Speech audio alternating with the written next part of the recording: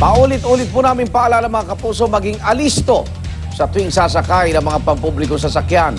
Sa Marikina, isang babae ang hinold up ng driver ng sinakyan niyang taxi at nang kasama niya nagtago pala sa unahan ng sasakyan. Darito ang unang roda ni Von Aquino.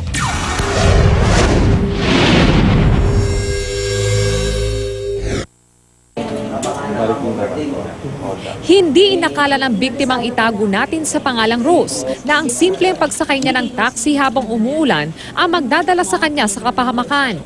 Gusto lamang daw kasi niyang makauwi agad sa Marikina City para hindi naabutan ng mas malakas na ulan. Sa kasamaang palad, nakasama niya ang isang hold-upper sa loob mismo ng taxi. Kwento ni Rose, nakalakang harap ng taxi ang kanyang sinakyan, kaya naman sa likod na lamang siya pumasok. Nagdeklara lang siya ng hold up. Yung guy, lumabas siya sa harapan. Sumandal lang ako. Huwag daw ako magsisigaw. Makakatawag ng atensyon. Nilimas ng dalawang suspect ang kanyang laptop, dalawang cellphone, relo, hikaw at 500 peso cash. 2 oras daw siyang inikot sa lugar at saka ibinaba sa madilim na kalsada. Hinipuan nila ako. Tapos, 2 beses lang ako kinapkapan. Tumakbo ko ng tumakbo. And thank God, God bless talaga. Bless talaga ako ni God. Kasi it was the same street as sa Marikina impounding. And then, they parang called the attention of the police.